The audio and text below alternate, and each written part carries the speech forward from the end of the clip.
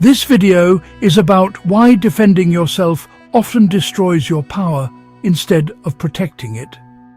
Have you ever noticed that the more you explain yourself, justify your actions, or try to clear your name, the weaker you seem, while the other person grows bolder?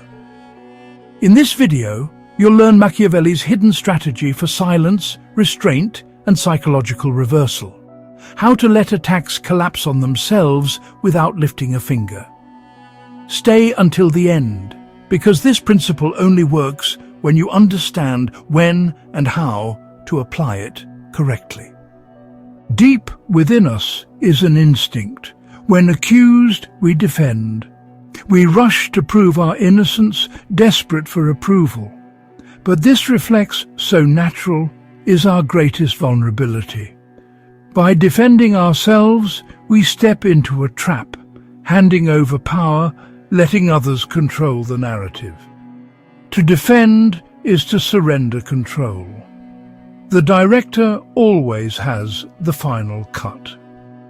An accusation is never just a statement of fact. It is a strategic move on a psychological chessboard, a provocation designed to destabilize you, to force you into a defensive state. The accusation is the bait. Your instinct to defend is the trigger. Once you step in, the trap springs shut. You become entangled, and the more you struggle, the tighter the ropes become. The only winning move is not to play. Machiavelli saw power as a game of perception and control, not justice. His secret? Never defend yourself. Embrace silence. Silence breaks the script, creating uncertainty. The accuser is left exposed, their motives questioned. True power is not in arguing, it's in making the argument irrelevant. For Machiavelli, the world is not a courtroom of truth, but a grand and brutal theatre. The audience sees not reality, but a performance. Gestures, tones, symbols. Power belongs to the one who commands the stage, who shapes perception. What matters is not what you are, but what you appear to be. Become the master of this theatre, and you master power itself. Machiavelli's prince is the master of appearances. To rule, he must wear a mask, not a simple lie, but a persona projecting mercy, faith, and strength. The public perception is what truly solidifies a leader's position. Attacks target the mask, not the man. Defending it only draws attention to its artifice. The prince simply wears his mask with serene confidence. Power belongs to those who control the narrative, not the truth. In the theatre of power, the audience applauds the strongest performance. In the Machiavellian universe, authority is a currency, earned, spent, invested, or stolen. Every action adds to or depletes your reserves. A true leader projects authority. It is a psychological force that compels others to obey. Defending yourself spends your capital. True power is silent, composed, and never pleads. Hoard your authority. Let others bankrupt themselves trying to challenge you. Have you ever lost power by defending yourself when staying silent would have been stronger? Or do you think silence can sometimes be misunderstood? Let me know in the comments. Psychological leverage is, quite simply, the art of using an opponent's own force, expectations, and emotions against them. It is the unseen weapon in Machiavelli's arsenal. It does not rely on brute strength or loud proclamations, but on a subtle understanding of human nature. The fundamental principle is simple. People are governed by their psychological needs. the need for validation, the fear of irrelevance, the desire for a reaction. To deny them these things is to gain leverage over them. When you are accused, your attacker has a desperate psychological need for you to react. They need you to show that their arrow has hit its mark. Your defense is their validation. It is the proof they crave that their attack was successful, that they have gotten under your skin, that they matter. Your emotional response is their reward. It feeds their ego and confirms their power over you. By withholding this reaction, you deny them their psychological victory. You leave them in a state of profound and honestly rather unsettling uncertainty. Did the attack land? Did you even hear it? Do you simply not care? This lack of feedback is maddening for an aggressor. It is like punching a cloud. There is no resistance, no impact, and the aggressor is left flailing, off balance, and looking foolish. This is where the leverage begins to work. Denied the reaction they expected, the accuser is forced into a difficult position. They have two choices. They can either let the attack go, which makes them look weak and ineffective, or they can escalate. In most cases, driven by ego and frustration, they will choose to escalate. They will become louder, their accusations more wild, their behavior more erratic. They are trying desperately to provoke the reaction they were denied. And with each escalation, they reveal more of their own character. They expose their desperation, their emotional instability, and the weakness of their original position. You, in the meantime, have done nothing. You have simply remained still, a silent observer of their self-destruction. This is the ultimate use of psychological leverage. You have used their own momentum to throw them off the board. You have weaponized their own psychological needs against them. Machiavelli understood that true control is not about dominating the conversation. It is about controlling the psychological frame of the entire interaction. By refusing to defend yourself, you establish a frame in which you are the immovable object and your accuser is an unstoppable force. In this collision, the force always shatters. When you're constantly pulled into defending yourself, it takes a psychological toll: stress, overthinking, self-doubt. If you've ever felt trapped in that cycle, professional guidance can help you regain clarity and control. There's a link to online therapy in the description. You can use the code THERAPY20 to get 20% off and speak with a licensed professional privately on your own terms. The moment you defend yourself, you accept a lower status. In a courtroom, the judge sits above, the prosecutor accuses, and the defendant must answer. By offering a defense, you step into the defendant's box, agreeing to be judged.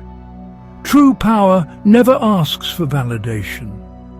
Refuse to plead your case, and you deny the premise of the trial itself. An accusation is an emotional weapon, aimed at your pride and fear. Your reaction is the fuel that feeds the fire, confirming the attacker's success. When you lose control, you make mistakes and reveal weakness. But if you remain calm, you deny them their reward. Your stillness starves the fire, leaving only cold ash from their failed attempt. If this idea made you pause or rethink how you handle conflict, give the video a like. It helps more people find it. The more you explain, the weaker you sound. This is a fundamental paradox of power. We believe that by providing more detail, more evidence, more justification, we are strengthening our case. We think that a thorough and logical explanation will overwhelm our accuser and convince any onlookers of our innocence. The reality is the exact opposite. Every word you add to your defense dilutes your power. Lengthy justifications do not sound like the statements of a confident, innocent person. They sound like the desperate, rambling pleas of someone who is guilty and trying to cover their tracks. A person who is secure in their position does not need to resort to a flood of words. Their truth is simple and self-evident. A simple, flat no holds more power than a 10-page essay explaining why the answer is no. The moment you begin to over-explain, you signal anxiety. You signal that you believe your position is weak and needs to be propped up with a complex scaffold of arguments. You are inadvertently telling the world that you do not trust your own simple denial to be enough. This need to be believed, this desperate desire for validation, is a clear sign of weakness. Think of the dynamic. Your accuser makes a simple, powerful claim. You respond with a complex, multi-part defense.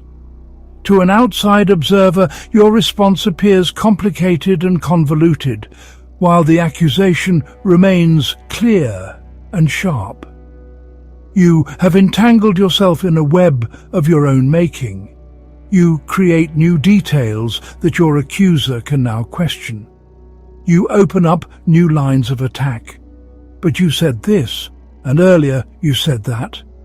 Your own words become the weapons used against you. You have handed them a library of ammunition when you could have offered them a single, impenetrable wall of silence. This is the curse of justification.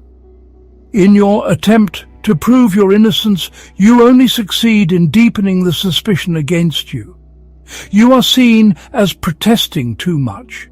Your frantic effort to control the narrative has the opposite effect.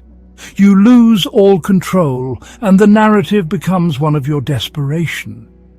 Power lies in brevity and assertion, not in lengthy appeals.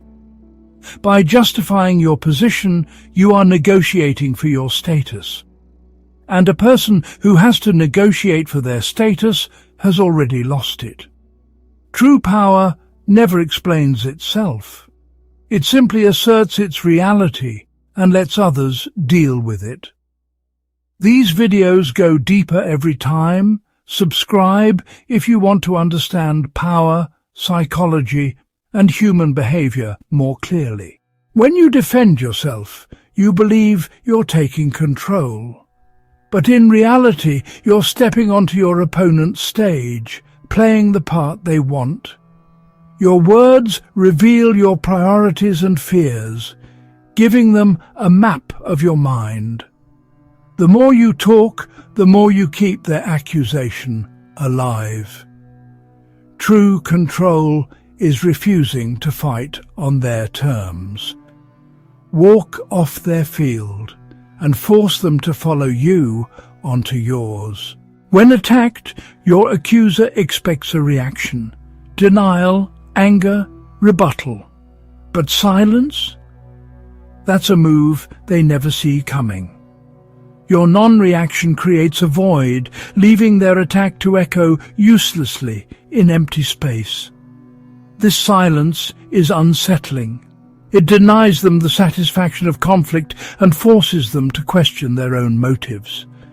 Observers, too, are left in suspense, questioning the validity of the accusation itself. In the end, your calm silence consumes the credibility of the attack, rendering it powerless. Denied a reaction, the aggressor grows desperate, escalating their attacks in a bid to provoke you. but each escalation only exposes their own instability and obsession. Your continued composure makes them look unhinged, while you remain the picture of calm authority. Their aggression becomes a spectacle, damaging their own reputation. In silence, you let their desperation destroy them. Every accusation aims to put you under the spotlight, but your silence causes that light to drift. With nothing to scrutinize, attention shifts to the accuser, their motives, their character.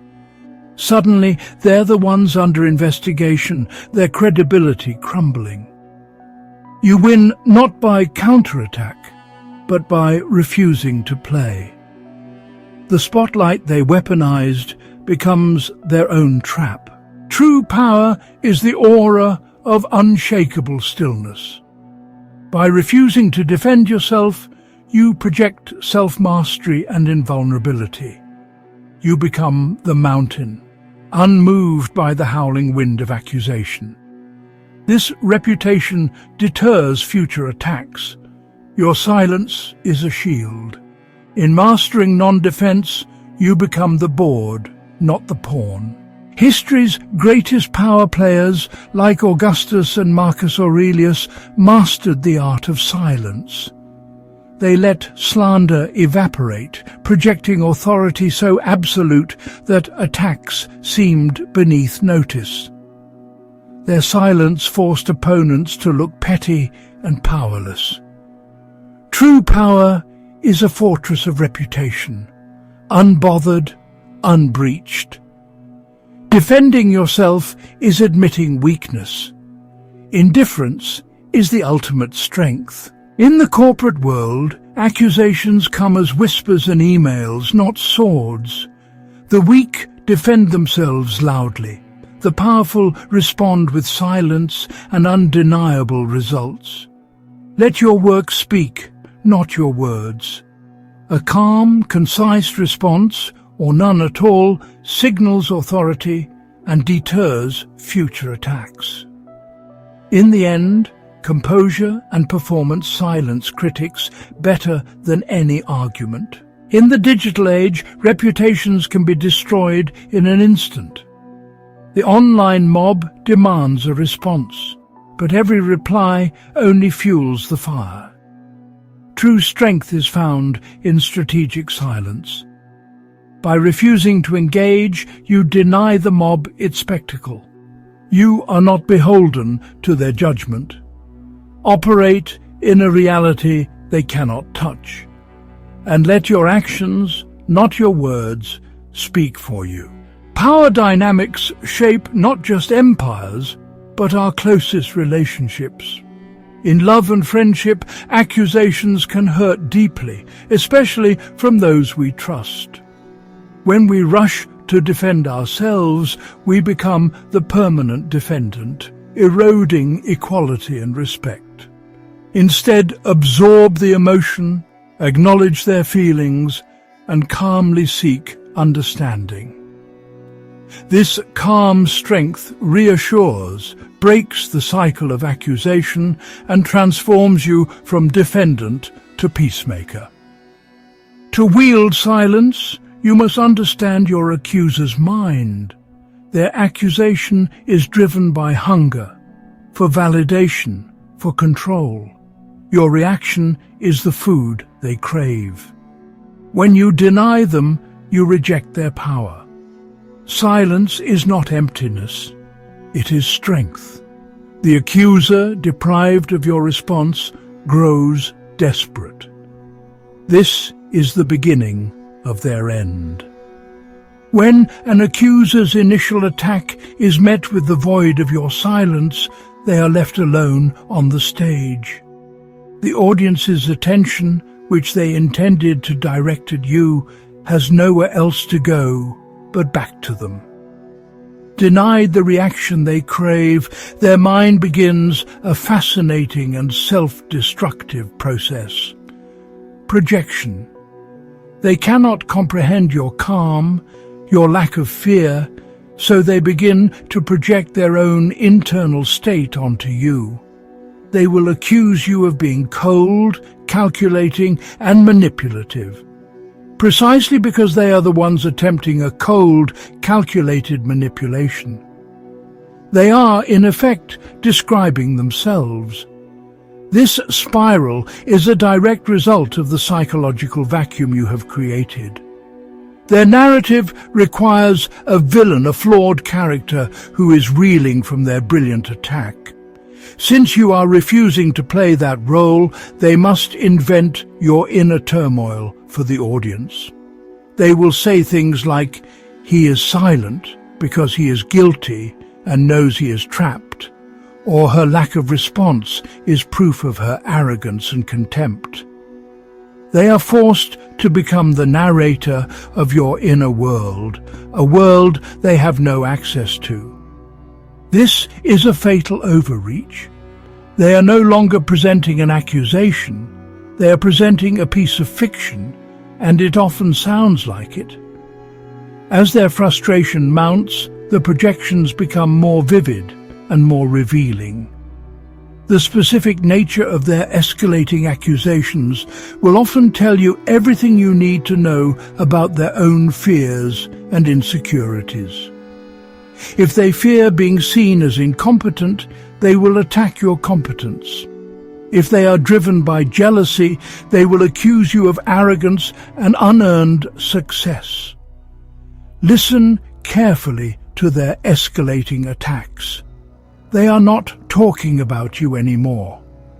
They are unconsciously confessing their own motives, their own weaknesses, their own character flaws. They are handing you a complete psychological dossier on themselves. You, meanwhile, remain the silent canvas upon which they paint their self-portrait. By doing nothing, you have compelled them to reveal everything. Any astute observer of the situation will begin to notice the discrepancy. They will see your continued composure, and they will hear the accuser's increasingly frantic and personal attacks. It becomes clear that the emotional reality of the situation belongs entirely to the accuser. They are the ones who are agitated, obsessed, and losing control. Your silence has acted as a chemical agent, forcing their true nature to precipitate out of the solution for all to see. Silence is a weapon of power, but only when wielded with control. If your silence is seen as weakness or fear, it becomes a confession, not a strategy. In formal settings, silence is rarely wise. Your reputation matters. If it's strong, silence can be power. If not, it confirms suspicion. Miscalculate, and you hand your accuser victory without a fight. Strategic silence is not about never speaking, it's about never defending. Absorb attacks in silence, let your accuser escalate, then break your silence with a move that reframes the situation. Respond from strength, not desperation. Make your statement calm, concise, and assertive. Never defensive.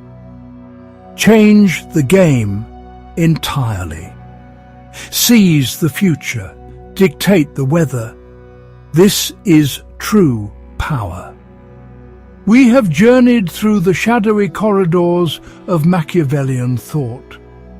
We have seen how silence can reverse the flow of power, and how the instinct to defend is a trap. But the true strategy is not a trick.